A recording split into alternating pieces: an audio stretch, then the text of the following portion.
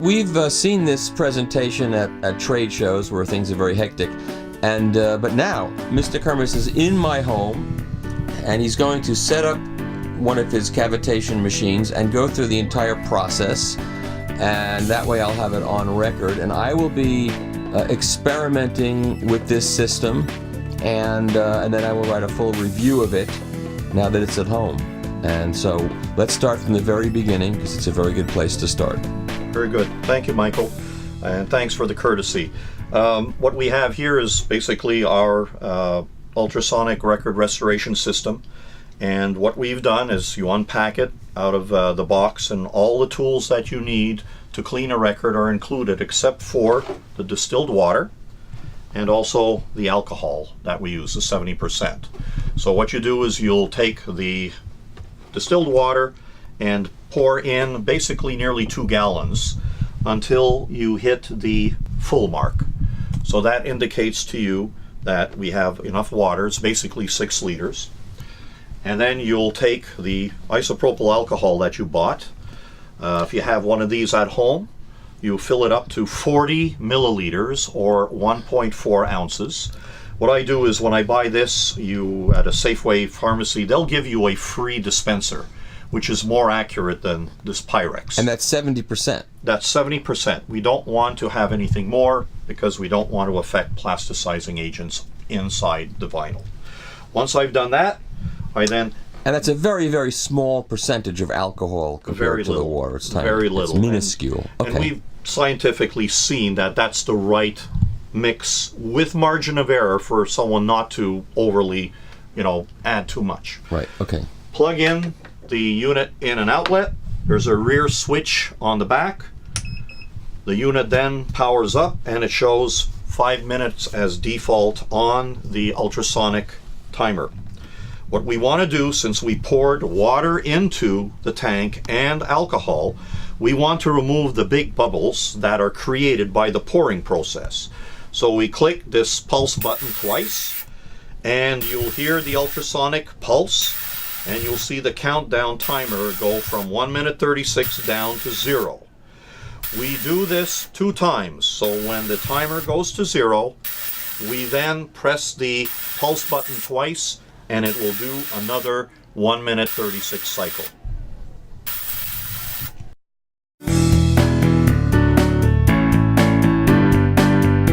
Now, for those who are new to this, a lot of people have watched these videos previously.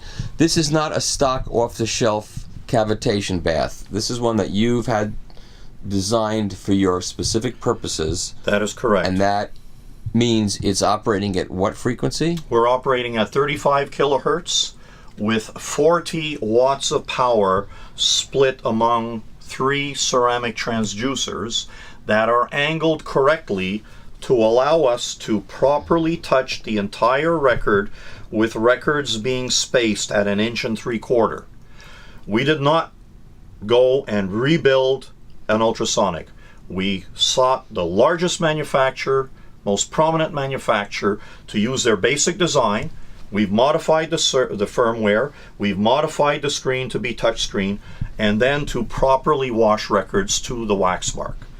This portion here is where the magic is. It's our patented system that suspends records on a nice rolling system that will not harm the edges. So now I want to assemble this.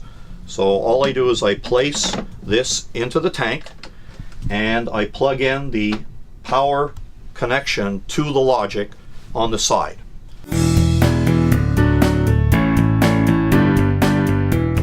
I take a record out of its sleeve.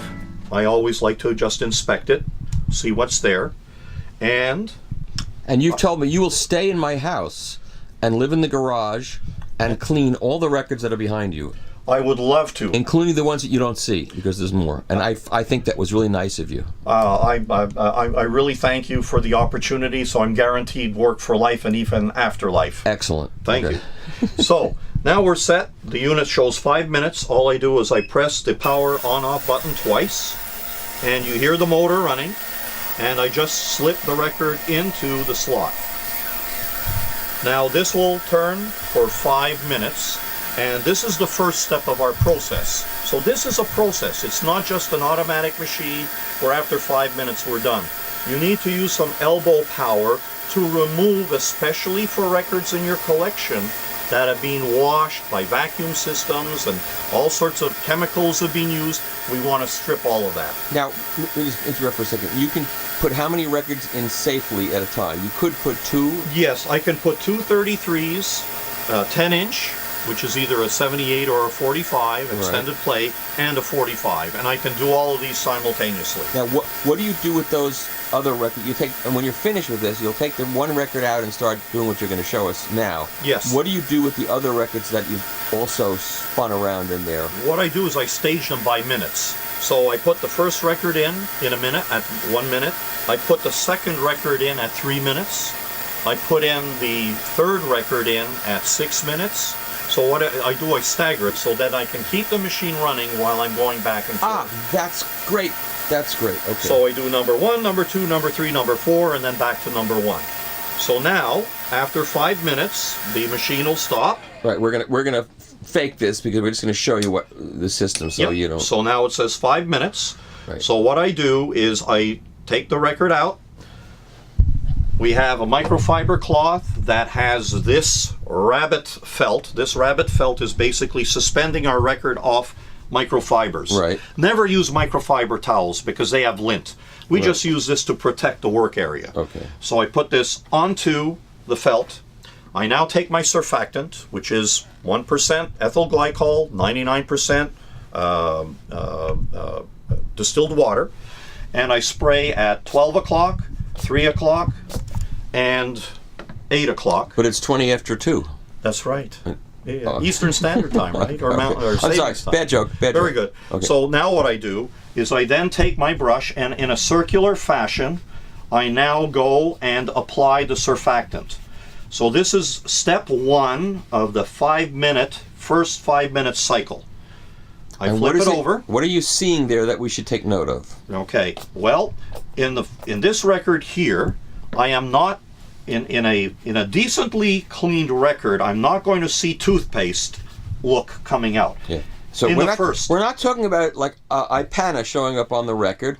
We're talking about liquid that looks pasty and gray. Yeah, if you take a look at this slide here, you will see what normally you should see. Just basically a little surfactant with some bubbles in it. Right. A very bad record that's being cleaned by all these soaps may at the first stage see these bubbles look like toothpaste. Normally we don't see this in the first 5 minute cycle. So now we put this into the machine, and again we're using the ultrasonic, the cavitation, and the plasma effect now, allowing the water to touch the surface of the record because the surfactant allows the water to adhere to the record.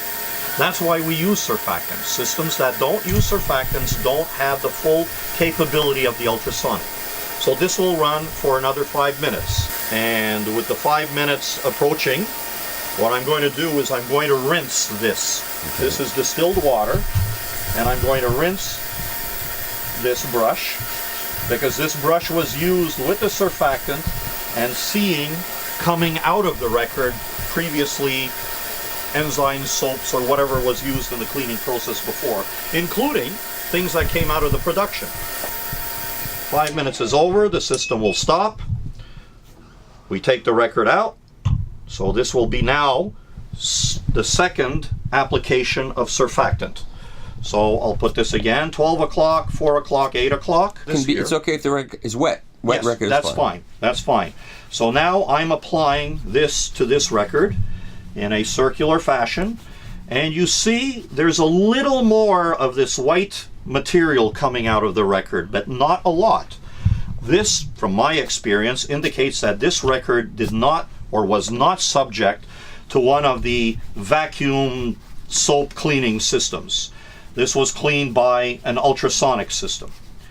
So I do this second time, start the machine. So this is a second 5 minute cycle using the surfactant, and we're going to speed this up again, jumping up into time.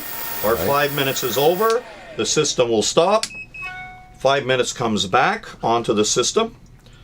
And then what we do is we apply another third time the surfactant.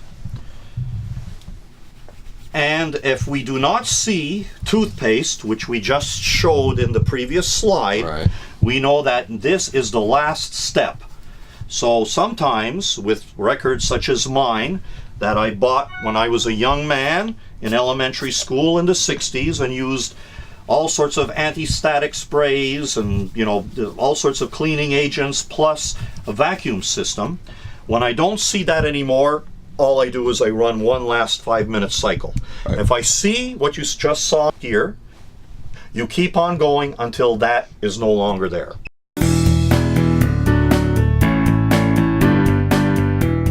So after 5 minutes, this one I was very happy with. I didn't have to put any more surfactant on. That's 3 cycles you did. So this was 3 cycles.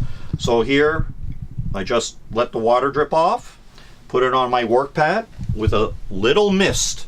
I then apply this onto the record. So there's a little mist, not a lot. I then take an optician's cloth that comes with the system to basically just rinsing the record. Okay, so I'm just basically rinse this side. Okay. I now do the same thing on the other. So when you're buying one of these spray bottles, get one that has a very fine mist, because we don't need a lot of water to do this. And that optical cloth does not scratch the surface of the record? No, it doesn't. You'll see no, no it doesn't. Scratches on Absolutely it. not. It's not only an optician's, it's a laboratory cloth. We use it to clean lenses on $50,000 microscopes. Right, okay. Now, we've resurrected felt that was made in the 60s that fits the grooves. It's called, Dr. Watts in England created a parastatic felt. Now we're going through our record in a circular fashion. This removes anything else that is in the record's grooves as it pertains to water. This record now is as virgin as we can get in this process, and we'll show you in the next clip what to do with the record before you either store it or you play it. Thank you very much for your attention.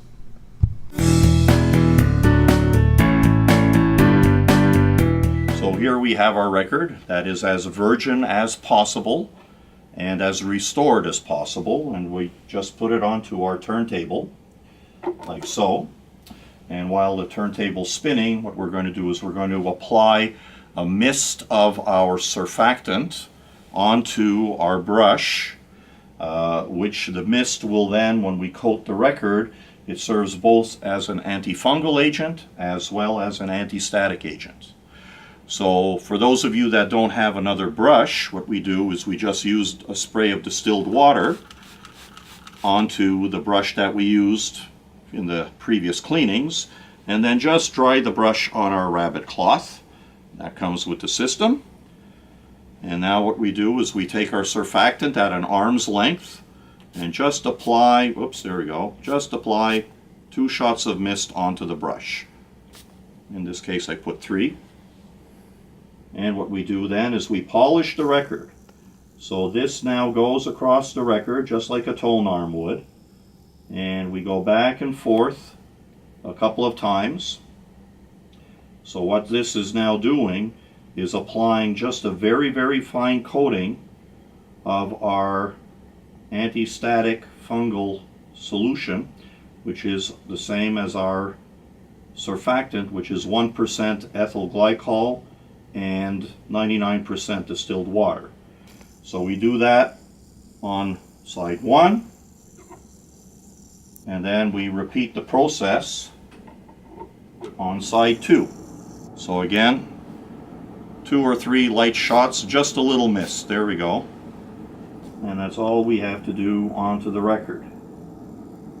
Now what we do is we do this, and then afterwards we either play the record or we store the record in a anti-static, antifungal sleeve. Make sure it's not just a PVC sleeve. Just like the record, there is a content of sucrose inside, so we don't want to put a cleaned record either into your original paper sleeve or into anything else except a proper anti-static, antifungal sleeve, and you can get those in the marketplace. And now we've completed the restoration of our record. Thank you very much, Michael, for assisting in the filming of this and using your facility and your records. And if there's any other information you need, it's on our website, www.KirmussAudio.com, KirmussAudio.com. Thank you.